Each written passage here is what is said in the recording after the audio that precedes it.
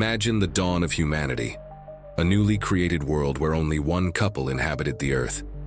The Bible tells us that Adam and Eve had children, but when we open Genesis, we only find the names Cain, Abel, and Seth. But what about the daughters? Logically, they had to exist. So why weren't they mentioned? Was it just an oversight or a detail deliberately hidden? Some clues suggest that they might have been crucial to the continuation of the species, but their names and stories were left out. What could have motivated this omission? A mere accident, or something deeper? What if these women played a far bigger role than we ever imagined? Ancient texts and forgotten traditions mention their existence, but in such an enigmatic way, like pieces of a puzzle lost in time. But before we attempt to piece them together, we must face the big question.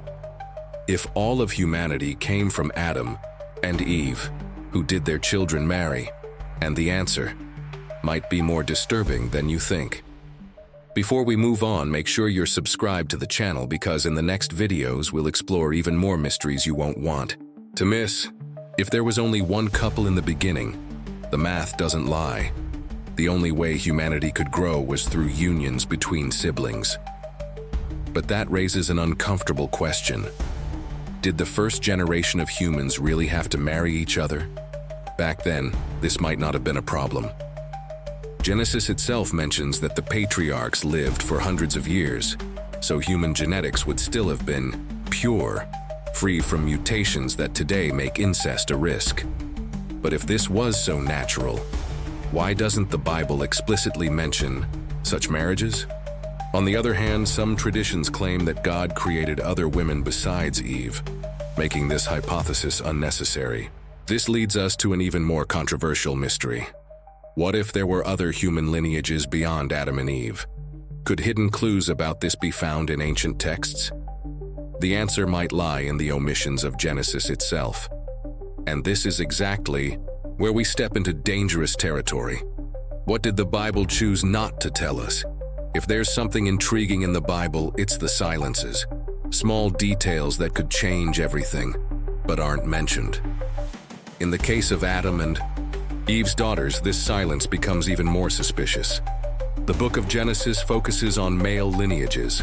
From Cain and Seth to the later patriarchs, it's as if women were shadows, necessary for humanity's continuation, but faceless, without stories. Was this just a reflection of the culture of the time? Or was there something about these women that shouldn't have been recorded? Some apocryphal scriptures, ancient texts excluded from the Bible, mention that Adam and Eve had many daughters, but these writings were considered uninspired and left aside. Why? What was in these stories that couldn't be made official? To understand this, we need to explore something that Christian tradition rejected, but still survived in the margins of forbidden texts. What if there were other books that revealed what Genesis concealed? The Bible, as we know it today, isn't a single book but a collection of texts selected over the centuries. But what about the texts that were rejected? Books like Jubilees and Jasher provide fascinating details about the descendants of Adam and Eve. According to these sources, Eve didn't only give birth to sons, but also to daughters, who played vital roles in the formation of humanity. One of these texts mentions Awan, who was Cain's wife, and Azura, associated with Seth. But there's a problem. These women don't appear in the official Bible. Why were they erased? Was it a theological issue, or was there something deeper behind these omissions? Some theories suggest that these women might have been involved in something far greater than just marriages and children. And this is where we step into an even deeper mystery. Who, in the end, were the first women besides Eve? Hey, did you know about these facts? Drop a comment if you've heard about this, let's talk. If the Bible remains silent about the daughters of Adam and Eve, other traditions do not. Ancient Jewish writings and Islamic texts reveal that Adam and Eve had many daughters, each playing a crucial role in the formation of humanity. In some versions of rabbinic tradition, each of Adam's sons was born with a twin sister, and these sisters became their wives. One of these women, named Luluwa, is said to have been the wife of Cain while Azura married Seth. But there's something strange about these stories. They suggest that the daughters of Adam and Eve weren't merely passive figures in the narrative. Some versions claim they had spiritual knowledge, while others say they were disputed between the brothers, causing conflicts. What's most intriguing? In Islam, there's a theory that Adam and Eve weren't the only humans created by God. If this is true, it could mean there were other women, aside from Adam and Eve's daughters, on the early earth. This brings us to an even more unsettling question. Did humanity really begin only with Adam and Eve? Or were there hidden lineages? In the early days of humanity, knowledge was passed down orally. But who were the guardians of this knowledge? If we examine ancient civilizations, we notice that many cultures revered priestesses, shamans, and women with spiritual abilities. What if the first women on Earth had a much greater role than we? Imagine, instead of just wives and mothers, some could have been spiritual leaders, healers, or holders of secrets about creation. Here's something curious. Ancient societies like Sumer and Egypt had cults dedicated to goddesses of knowledge and fertility. What if the daughters of Adam and Eve were the roots of these traditions? But here comes a strange detail. Some of these ancient cultures speak of a lost knowledge, something the first humans had that was lost over time. This brings us to one of the most controversial theories about the origins of humanity. The daughters of Adam and Eve might have had contact with mysterious beings, the so-called sons of God mentioned in the Bible. What if Eve wasn't the first woman created? According to some traditions, Adam had another wife before her, Lilith. Unlike Eve, Lilith wasn't created from Adam's rib, but directly from the dust of the earth, just like him.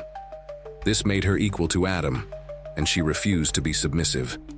As punishment, she was cast out of the Garden of Eden and began to wander the world. But there's something even more disturbing about this story. In some versions, Lilith didn't just leave Eden. She joined fallen angels and bore a hybrid offspring, which may have influenced early humanity. If this is true, it could mean that the daughters of Adam and Eve weren't the only women on Earth. Could some of these mysterious women be descendants of Lilith? This would explain the obsession in ancient texts with erasing certain female names from history. And more, the children of these forbidden unions? Could they be the same beings, known as the Nephilim? In the Bible, an enigmatic passage from the book of Genesis says that the sons of God saw that the daughters of men were beautiful and took them as wives. From this union, the Nephilim were born, powerful giants and beings of supernatural strength. But who were these daughters of men? Let's keep going, but first, I noticed you haven't hit the like button yet. If you're enjoying the content, go ahead and click on the thumbs up. Many scholars believe that these women could be direct descendants of Adam and Eve. If this is true, it means that some of the daughters of the first couple of humanity might have given rise to a hybrid lineage, a group of beings with extraordinary abilities. This idea appears in various ancient cultures. The Sumerians spoke of demigods who walked among men. The Greeks told stories of the Titans, beings half human, half divine. Could these myths be echoes of a real past? If the daughters of Adam and Eve truly had descendants with these mysterious beings, then early humanity might have been much more complex than we imagined. But what happened to these descendants? Did they disappear? Were they exterminated? Or do they still exist among us? If the Nephilim and other hybrid lineages truly existed, what happened to them? The answer might lie in one of the most catastrophic events in biblical history, the flood. In the Genesis narrative, God sees that humanity has corrupted itself and decides to destroy everything with a great flood, saving only Noah and his family. But why would God need such an extreme measure?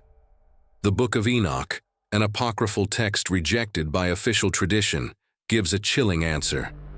The true reason for the flood was the birth of hybrid beings, the descendants of the daughters of men with the sons of God.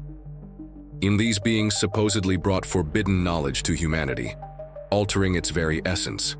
But here arises a mystery. If the flood wiped out all these lineages, how do we explain the subsequent stories of giants and supernatural beings? Could some descendants of these daughters have survived, hidden among Noah's descendants? And if so, Where are these lineages today?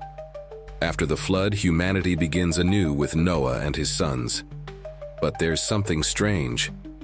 Even after such a great purification, we find reports of giants and mysterious peoples in the Bible.